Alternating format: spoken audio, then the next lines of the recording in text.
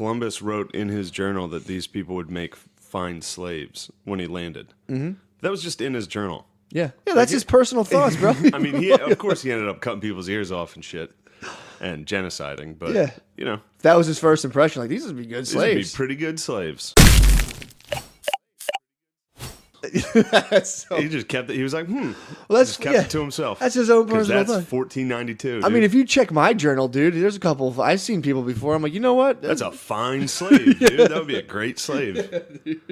I don't want to get too racist. Never mind. I'm not going to name good slaves. Yeah, but it's like, who do you think the best slave possibly would be? I'm saying, man, you go over there and you discover Native Americans for the first time, and they're fucking running all fast, bare feet. You're like, damn, bro, man, that's a good slave, dude. Give that motherfucker a wheelbarrow, bro. Yeah. That guy would fly. Tie some stones to his back, let him run around. Give that guy, like, you see guys with fucking, I mean, they had tomahawks. Yeah. They're fucking chopping down trees for arrows. You're like, put him on a fucking apple orchard. This motherfucker would be picking, he'd be killing it. I just hate when people put a modern mentality on the 1600s. It's like, dude, you have no fucking idea. Yeah, of course. You know what? It's a weird thing that I've always been bothered by is like in this country, if you want, like everybody always prefaces things like this is America, and in America we love an underdog, or like in America we love it. It's like, first of all, everyone loves a fucking underdog, and stop talking about this country. Yeah. As though you've traveled the world. I know. It always bothers me when people are like, this is a racist country.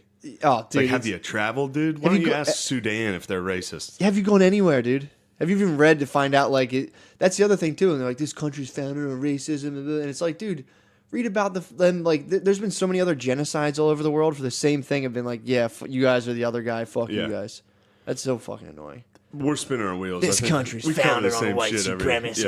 It's funny. It's such a weird double standard to have. I mean, I get it if you are like, I can't believe America did this. Yeah. If you don't know history at all, well, and you think America is such a nice, it's like you can't have a nice empire. Yeah, well, you don't. Yeah, you don't meet Turks and be like evil bastard. No, of course not. They genocided the Armenians. Yeah, that's the show, The Young Turks. Every country. Yeah, that's true. Every country genocided somebody. It's true. It's like, and another thing with the Indians is like, how do you think they got that land? Yeah. They genocided some other fucking tribe. They definitely did. They were at war with each other constantly. Forever, dude. It's always been that way. And they weren't like sophisticated, nice people. Yeah. I've done this like so many times. But no, it's just, it's such a funny, like if you look at history at all and if you look at history with like rose glasses where you're like, America's this beautiful place. It's like, obviously you're wrong. Yeah. So when people bring up like the atrocities committed against Native Americans, it's like, yeah, I mean, this is shocking when I was in 7th grade. Mm-hmm. I'm an adult now. In 7th grade, they fed me the cornucopia story where like they split a turkey and they're like, hey, let's teach you some skills. And then later you find out it's like, oh shit, you're we like, killed all those guys. And then after for dessert, dude, they were like, yeah, you want some Mountain Dew? It's got smallpox. That's how they actually killed him. Gave him some gave him some Code Red, and the natives were like, they fucking died. They didn't have an Xbox anywhere. They're like, I don't know what the fuck to do. But yeah, it's funny to think about, like, people just showed up and were like, this is pretty nice land. Well, dude, when you read that book, who the fuck are these idiots? Get them out of here. When you read White Trash, it was like the English government was just rounding up the poorest of fucking shitty, like literally taking orphans. Do you have that in hard copy? No. God yeah, my brother has that. Yeah, my brother has that. That's great. I need one. Dude, that's great. So they would round up orphans and then just put them on a boat and be like, over. So like you'd have these people who were just like absolute mud kickers, dude, landed in America. And then they're just like, all right, I guess I'm here now. Arrow goes through your wife's neck and they people and you're, who the fuck are these guys? You gotta find and them. That's what happened, dude. That's the Thomas Sowell guy talks about this, and it makes a lot of sense when people talk about slavery, whether you're dealing with slavery in the abstract or you were living during that time. When people were like, they get mad at Lincoln being like, well, when he freed the slaves, he was kind of cold and calculated. He should have been more moralistic about it. And it's like, you can say that now, but it's like if you were the president, imagine if you were the president back then. Like these people there was millions of slaves in the South. So they were really worried about like, if you free them, are they going to come fuck you up and kill you? Yeah. Like the Thomas Jefferson has a famous quote of being like, you had the wolf by the ears, dude. He's like, what do? Do you fucking let it go? They got, some guy wrote like a love story between him and his like teenage slave, and it got a lot of negative press, dude. Yeah, I bet they got a lot of negative press. Well, I bet they were eating some pizza too. Pizza gave they're some like, slave. he's a blah blah blah, and the guy wrote the story like a love story basically, and That's you brought up an interesting point when we were talking about this book earlier about how I keep wanting to say Sowell. Thomas Sowell, yeah. It's Sowell. Yeah. How he talked about how like they also the Western Europeans also abolished slavery. They did. Like this no one talks about that. This is an institution that it built the pyramids. Yeah. This is an institution that's been around since as long as humans were even remotely civilized. Yeah. They've had caste systems and slavery, and then it led up in human history. It took the great white man to say, knock it off. It was the English, dude. Yeah. Even the French were like, nah, slavery's still chill. And then they finally folded.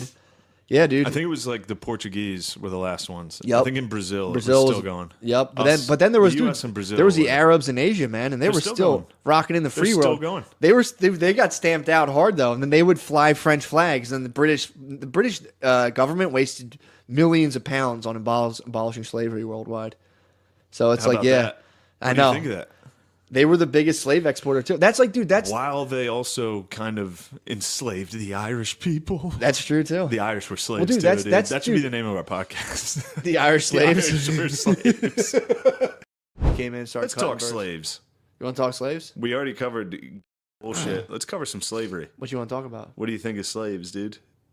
Not for me. Not for me either. Not for me, dude. Couldn't agree I don't more. want. I don't want them. I would hate That would be awkward as fuck if just someone showed up at your house with a slave and you'd be like, dude, what the fuck? You can't have a fucking slave. Like, get out of here, dude. You can't have a slave in here. It's like, oh, come on, dude. What the fuck? That'd be so uptight. Like, dude, you can't have like a slave. a southern dude bringing a slave to Just like someone came. Like during I bet that had to have happened. Oh, no doubt. In like the Civil War time, like right when the North was like abolitionists, no more Mm-hmm. slavery. There's still people who are just like, fuck it, you can't tell me not to have a slave. And they had a couple, they had like a little head stash. They're like, I got a couple fucking kicking around. I got some guys back there. They have fun. What am I gonna do? Dude, when I first started, when I was 17, I remember when I was working for a pool company when I was 17, I remember when almost, well, at least to my view, when it was like Mexicans just came out on the scene. And I was working for this pool guy and his brother was talking to him being like, yo, this Mexican guy's right next to him. He was talking about him like he was his slave. He's like, you got to get you one of these, man. I got a Mexican. Psh,